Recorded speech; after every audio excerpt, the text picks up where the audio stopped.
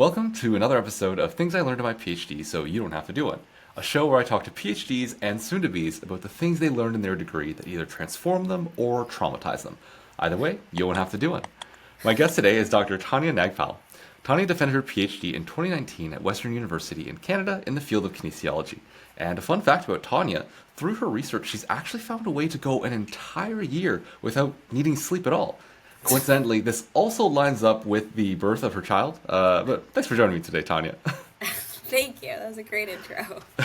How's it been being a new mom?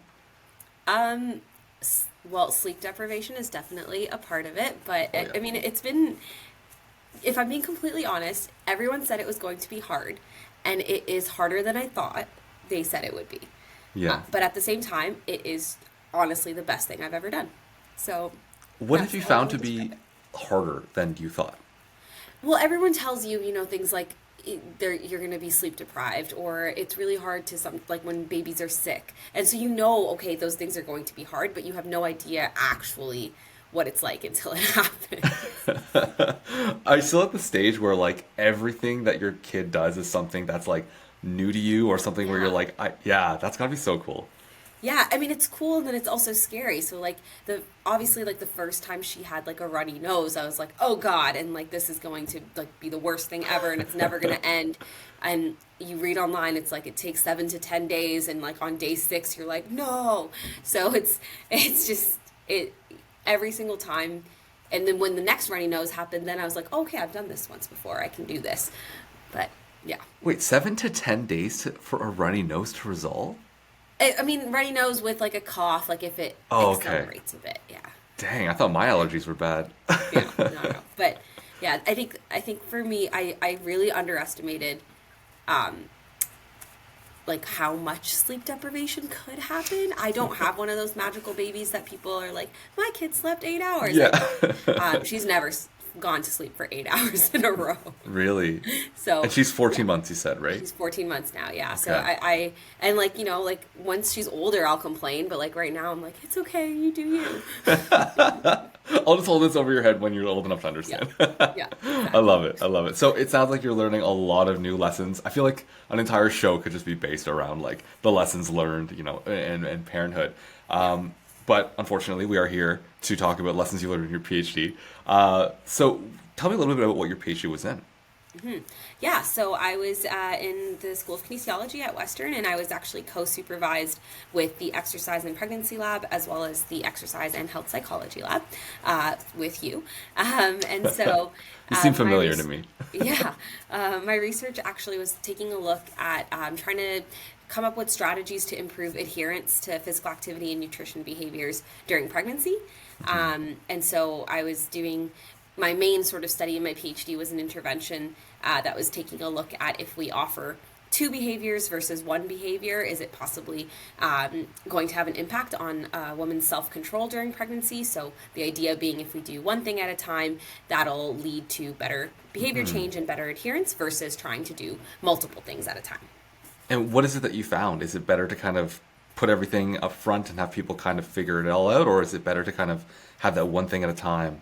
So in terms of the adherence, the adherence was better when it was offered one at a time, and in particular when exercise was offered before nutrition. So my participants, they usually joined anywhere between 12 to 18 weeks of pregnancy, and they were given the exercise intervention first, and then partway through their second trimester, we introduced the nutrition component, and those participants had higher adherence to both exercise and nutrition. However, I also did an exit interview with all of my participants, and everybody who was in the one at a time group wished they were in the group that both were offered at the same time.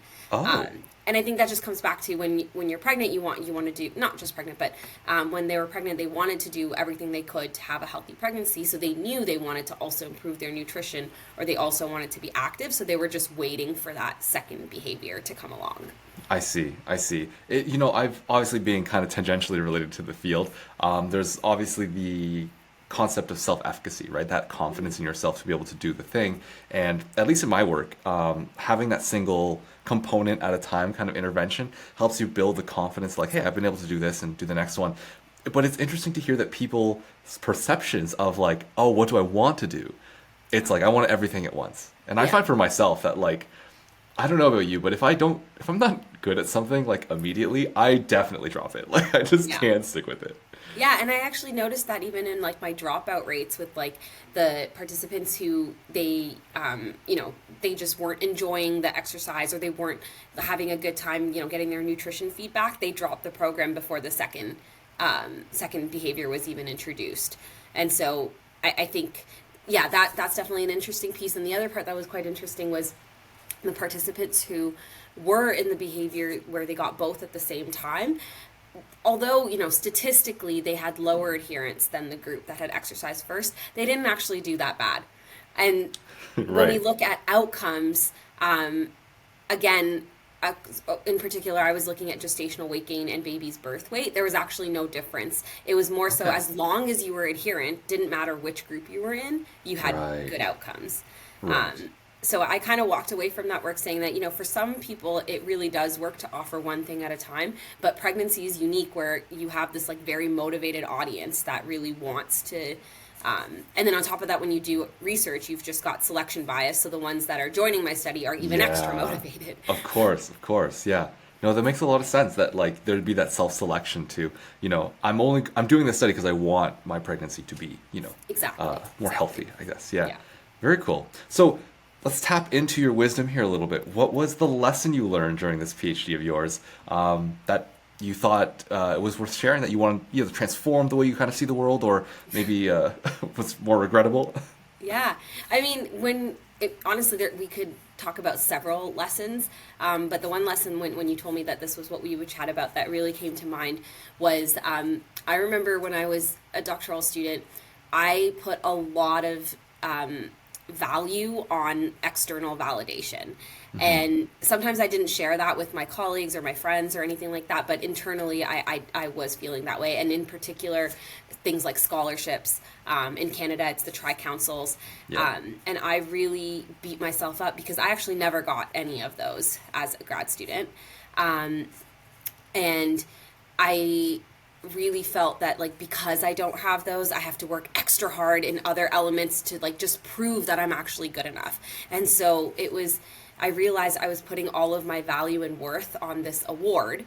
And now I'm an assistant professor, and one of the things that I really actively try to do with my students is not try to make them feel like having a scholarship makes you quote unquote a better graduate student. Of course we all want extra money, but I don't want my students who don't have the funding to feel like they're any less than, or they're not capable, or they're not going to be a good researcher. And I really honestly at a point, I thought that like because I reached my fourth year and never got to try council, there's no way I'm ever going to be a prof. Like it's just not going to happen. And that's how much I really believed that those things matter. I mean, it's hard not to, though, right? Like, I think academia is a little bit unique in the sense that you are still in school. Like, it's still very much the school, right? It's less about, I think, as structured as going into like a trade or going into like even medical school, where like you're learning skills, you're kind of learning the ways to do this. Academia is still very much like I'm sitting down. For a while, you still have marks that you have to care about, but then there's metrics. There's very Yeah. explicit metrics of this is what a good prof or a good student looks like. You publish, you get scholarships, you are going to conferences, and it's all, I don't know about you, but it felt very much during my time more about the numbers than it was about the quality of what you were doing. I totally agree. Yeah. Yeah. Yeah. I completely agree. And I don't know if it's like a lot of it probably like you and I were in grad school together. So like it's a bit self-imposed too. Like we were probably contributing to the narrative as well. So, yeah, I completely agree. I always felt like if you weren't bringing something in, or you weren't getting your paper put up in the glass Yeah. little display or something like that, you just weren't working. Yeah. And like it's funny, I don't think my supervisors ever said anything with like to be like, Tanya, we need you to get a scholarship, or we need you to Yeah. get a publication. That's what I mean. Like a lot of it was probably in my own head, or like Yeah. amongst peers.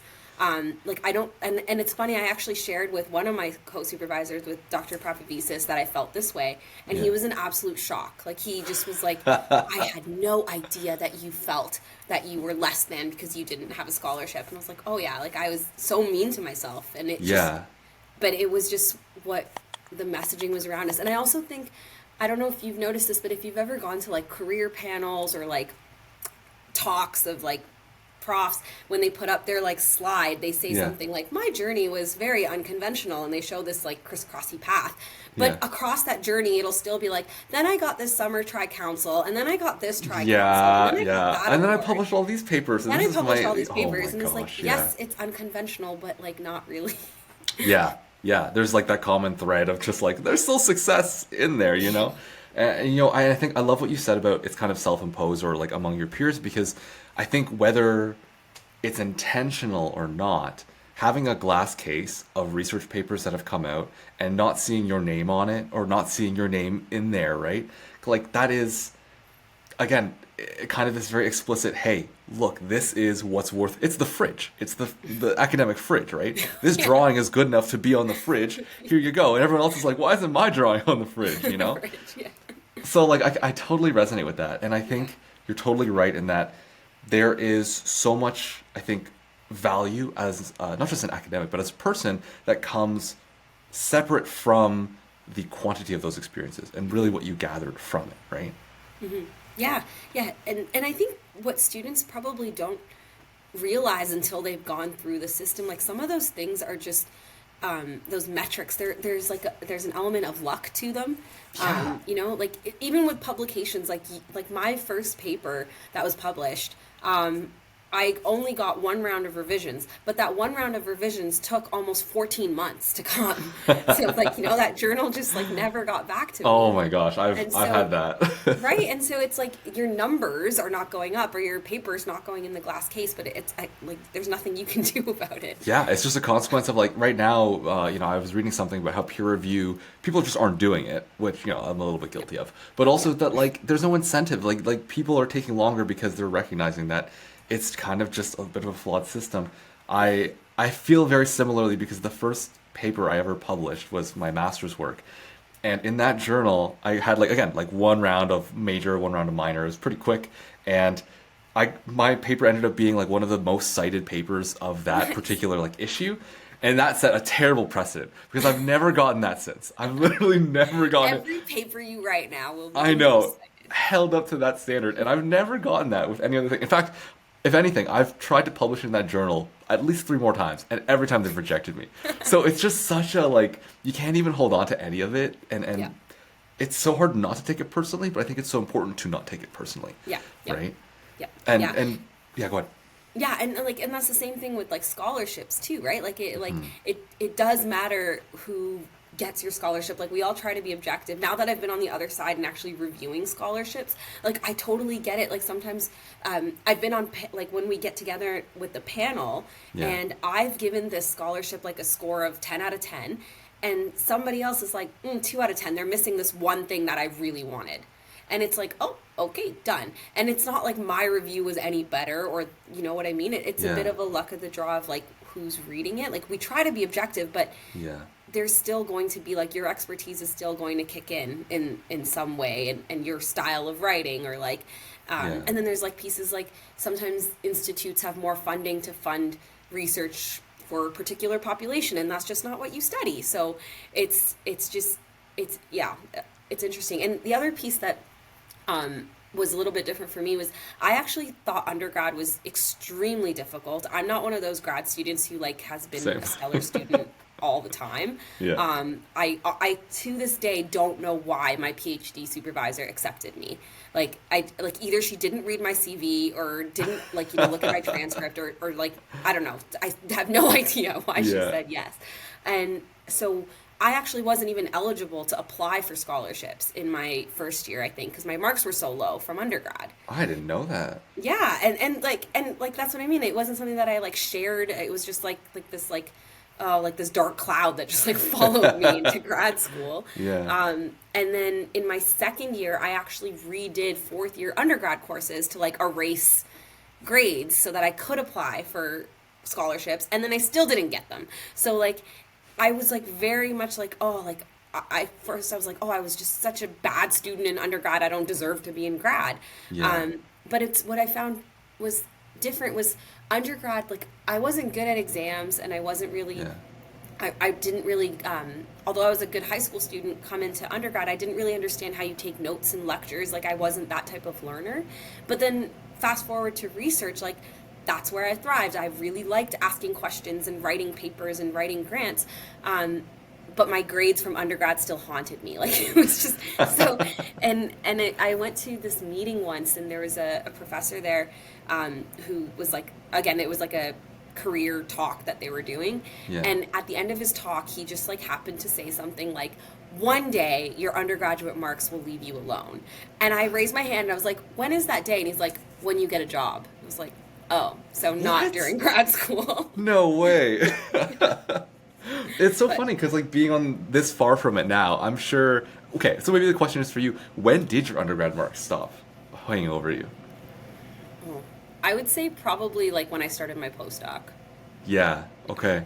Yeah. Because When- that's when people stopped asking you for transcripts. I guess so. I just feel like once you got past second year PhD, like I just feel like it didn't matter. Undergrad didn't matter anymore. Well, if it was good, if you still had to give your marks in third year. I guess. And like I currently have a student who like I absolutely like she's a rock star and like honestly Yeah. she's a first year master's student, Yoa, and she already has about 8 publications, which is like for people who like with the metrics, that's a lot. Yeah. But she also, same boat as me, undergrad marks don't allow her to apply for scholarships. So what I like constantly am telling her is like, it doesn't matter. Like, you are a good researcher. You maybe weren't a great second year physics student, and Yeah. that is okay. And yeah, but I guess, you know, we still use marks in the tri-council system at least as a way to streamline applications. Yeah.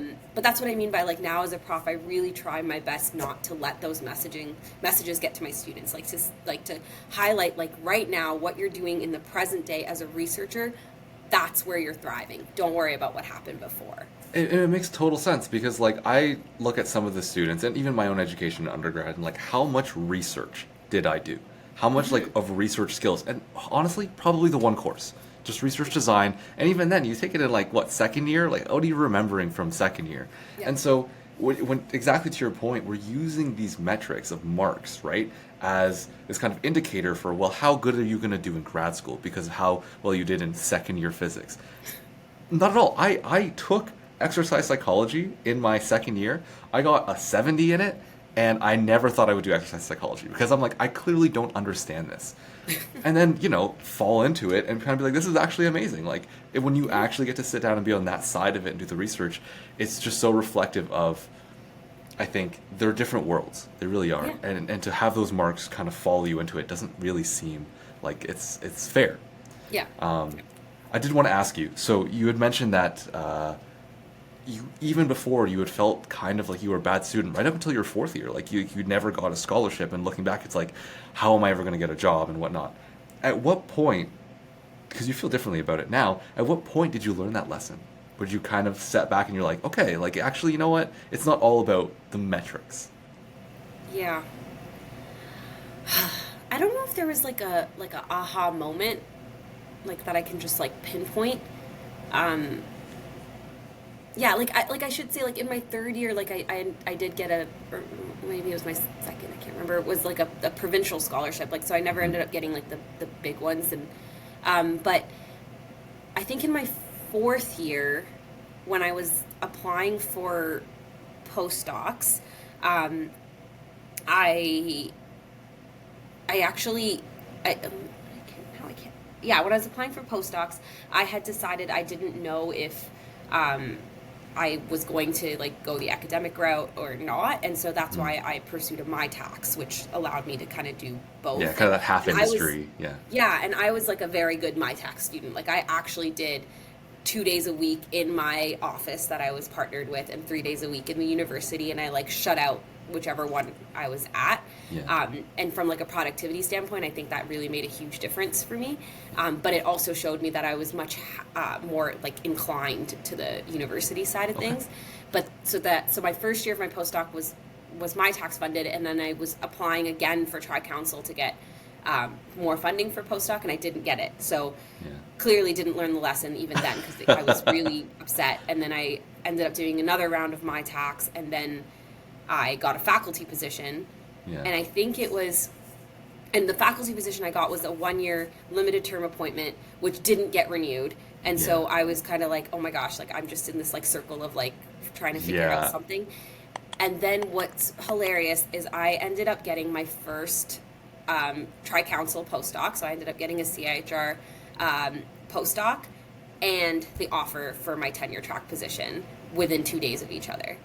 And I think that was and then I declined my very first scholarship from Tri-Council because I got a faculty position. And I think that was like a moment of like, huh, it didn't really matter. Yeah, that's honestly such a badass move though, to kind of be like, oh, now that you finally want to give it to me, no thank you. I don't need it, thank you. I don't need it anymore. Yeah, and so I think, like, I don't think that was like an aha moment, but I remember sitting there being like, huh, I actually ended up getting an offer without Yeah. needing this thing that I put so much value into. Yeah. Yeah, and like I did apply as a postdoc. I did apply for like external awards for my research. That some of them were successful, some of them weren't. And I remember even then being like, oh, like I can apply for these without having ever had anything as a grad student. So I feel like there was like little moments that gave me some sort of like realization that you can still move forward without having had these big awards as a Yeah. grad student. Yeah, but I don't think there was like this one moment that I could be like, now I get it. Yeah. But I like I said, now as a prof, I'm very committed to supporting my students with. I encourage them all to apply, and I'm actually quite hands-on with them with scholarship applications, like very much guiding them through the process and helping them with drafting their one-pagers and so on. But always making sure they get the message that if you don't win this, I don't care. You're still Yeah. a rock star student, and you're still going to do Yeah. all of the research assistantships. I'm still going to have you publish papers. Nothing changes. Right. So that's really my focus. So then, if not the metrics, because I think we can both agree that it's not always about those metrics, and clearly your story is an indication of like, it's not that you haven't had success, but you've had very kind of specific successes and specific kind of failures, and that has ultimately still allowed you to have the job that you have now, which is, again, very difficult to come by. If not those metrics, what are the things that we should be putting our time and our energies into to kind of Yeah. still stand out, that are valuable to do? Yeah, that's such a great question. And like I really think, and I think we had this conversation, if I remember, as students as well. I truly believe if you do research just for the metrics, you will never get the metrics. Like if I you remember you design saying a something like that to study just to publish it, you will probably never publish it. Just because it's just not motivating enough. Like that's just not a nice enough carrot to keep working. So I at least for me, like I genuinely think we should be focusing on cultivating students' passions and interests and nurturing those things. And like if you do a study that you're genuinely proud of, like the paper is going to be good. Yeah. But if you've sort of like quick and dirty done something, like the paper is probably not going to be that good either, Yeah. right? So at least I think so. And so I think we should really be focusing on like helping students gain skills in asking questions that they genuinely care about and they're passionate about. And one of the things I try to do with my students, and it doesn't always work because it depends on personalities, is like I go, once a student is going to be working with me, we go for like a really long coffee chat, and I just want to get to know them. Like, what are you interested in? Why are you working with me? Most often students are trying to work with me because it's a women's health thing, but that's such a broad subject area, and like try to figure out what are like what's gonna keep them up at night to like want to work on that statistical analysis that they screwed up the day before or something. So like I really think we should be focusing more on like the experience and helping students be excited about the experience. And also I think in grad school, and I'm sure you have moments of this too, like sometimes things just don't go well, you know, like you don't recruit anybody for your study, or like you're or COVID happens and you're like, well, I was running an intervention, but I guess I'm not anymore. Yeah, COVID happens, or like, you know, like or even like lab issues, whatever. So I think you have to really like what you're doing to get through those moments as well. It seems like, you know, if I'm distilling it a little bit down, there seems to be an emphasis in outcome right now. And really what you're kind of, at least what sounds like what you're advocating for among your students, is an emphasis on process, right? It's not just about the thing you get at the end, because the thing you get at the end, if you're focused on that, you kind of lose out on it sounds cliche, but to like, smell the roses of like what it is you're doing and figure out what is it about research that you really like. Like for me, I can definitely attest to that. Like if I'm being honest, writing papers is my least favorite thing to do in the research process. My favorite thing to do is just have an idea and design a study around it and be like, how do we answer this question? Is this question is first of all valuable and it's feels like it meets a gap and all that fun stuff. And then here's how we're going to answer it in the best way. Yeah. And then someone else can run it if they want. And then someone else can write it if they want. I'm happy to hand that off. But that's really what I fell in love with in terms of research. And I think, we're both very fortunate in the way that how we had supervisors that kind of cultivated that curiosity and that interest in whatever it is you wanted to do over, hey, I need you to publish this paper. I need you to get this scholarship. I need you to whatever. Yeah. And that's why, like I said, I agree. Like our supervisors were so great in that way that like they really let us pursue whatever we wanted to pursue, and come up with like side projects and do different ideas and things like that. But yeah, I'm the same way as you. I think my favorite part is like more of like the idea generation and like I actually, as odd as it sounds, like I love grant writing because that's the idea generation part. And then once I don't like the rejection, obviously, but like sometimes you get the grant accepted and I'm like, oh wait, now I have to do this. So, but so I think I really like the idea part of it as well. But I don't think you get to really appreciate the idea generation if you're so focused on the outcome. Absolutely. And like even with my students, like I really encourage them to like network, and when I say network, I don't mean just go to like the coffee chat at the conference, but like I will I find one of the easiest ways to network is actually through your supervisor. Okay. It's like that's what worked for me, at least. Like my supervisor, Michelle Matola, like the number of times I literally like was her date to her dinner meetings at conferences. It's probably a little embarrassing, but that was my best way of networking. And so I try to do that with my students as well. And like maybe you'll meet somebody that will cultivate a new question for you and a new direction for you to do. And so that networking is just so key. And it's funny, it reminds me a lot of that. Have you met How I Met Your Mother? Have you seen How I Met Your Mother? Yes. Have you met How I Seen Your Mother? So there's that one thing where like that Barney always does, like, have you met Ted? And I feel like that's just what you're doing with your students, right? Yeah. I remember my first international conference I attended with Michelle Matola. She took me to breakfast with like her colleagues, and at breakfast, every single time somebody said something to her, she'd be like, "And this is Tanya. Tell them about your research." And then I would tell them about like a parrot, like and it was like over and over. And I remember being like this like first year master's student or PhD student, and I'm like, this is what I'm studying. And in my head, I know that this project is like small, and then Michelle would like boost and be like, she's really going to make an impact with families and everything. And I would just sit there being like, oh, and you did. But it's funny because in the moment I was like, wow, she's so embarrassing. But it was Mom. And it felt like one of those mom moments where you like tell your kid, like, show them the song you learned. Play the piano. But it was actually really helpful. And then I catch myself doing that to my students now too, where I'll be like, oh, this is Brooke, or this is Jordan. Be like, what are you studying? It sounds like, honestly, and I totally agree with this, there's a strong element of like, once you've kind of learned the lesson, you kind of have to advocate for others, because it's so hard to, just by yourself in a vacuum, to be like, how do I make it so that all these metrics that everyone else is spouting and is emphasizing don't matter to the degree that they're saying they do. If someone, my last question for you, Tanya, is if someone didn't want to do a PhD, but still wanted to kind of embody the lesson here of just like, whatever field you're in, the metrics usually aren't the thing that define the value of what it is you're doing. How do they learn it? What is the takeaway? How do they do it? Or is it just trial and error? Like, do you just have to go through it? I think you do have to just go through it. And I think this applies in any field, like in any field or any experience where we often put value on external validation, right? Whether that be, it could even be just in like social relations, like, you want validation from your partner or you want validation from your family. But I think you just have to kind of go through it and engage in like appropriate self-reflection of like, it's not about what others think or what other metrics are. It's really about you and your process and your passions and yeah. So I think the how is probably just going through it and realizing that those external things don't matter. But I do think it's an active process. And to be honest, like as much as like I'm saying this right now, like there's still moments that I fall in the trap, right? Yeah. Like there's still like I still have to write grants where then I'll be like I have this many of this and I have that many of that, and like you're still quote unquote playing the game if Yeah, people call of it, course. right? Yeah.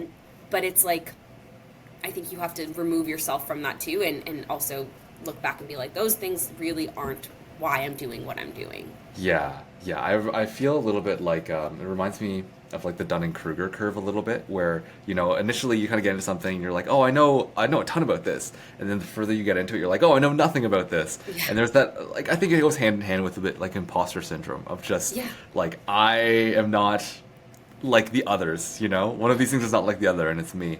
Yeah, Um, yeah. yeah. And I don't know if you would agree, but I think most people would agree that like the metric system is not a good thing. Like You prefer there's- imperial? Sorry. You prefer imperial? Like no, what I mean is like Metric imperial. I don't know. yeah. Bad No, joke. but I mean like I think like it's really rare that you'll find an academic who's like I really like that we judge people based on the number of their publications. Yeah, Like no, nobody fair. says that. And so I think everyone knows that, and I think there is change coming. Like for example, tri-councils are trying to do more of like a narrative CV versus the traditional sort of numbered system. Yeah. Or like even in faculties, you get a lot more discussion of like quality of work and recognizing that different fields will have different types of outputs. So creative outputs might actually take a really long time. That takes away from maybe those traditional outputs of manuscripts. But look at this, like in their field, this is Yeah. equal to 10 manuscripts, whatever. So I do think the conversations are happening and change is happening. I think at the student level, though, it's our responsibility to convey the message of, these numbers aren't what define you.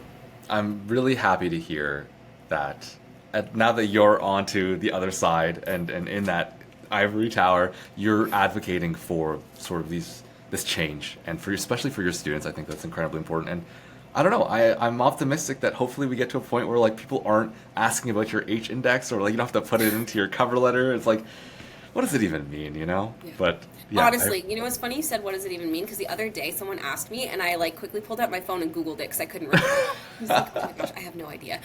there's also like other ones like HIJ. There's like at least index. Honestly, man, just like I can't even tell you the last paper I published, what it's about. I don't think it's a good measure of anything. Exactly. All right. Well, Tanya, thank you so much for joining me today. It was very insightful to talk to you, and I'm really looking forward to see what you and your students come up with next. I think it's really cool. Thank you. This was so much fun. Thank you for having me. Awesome. We'll chat soon, eh? All right. See ya.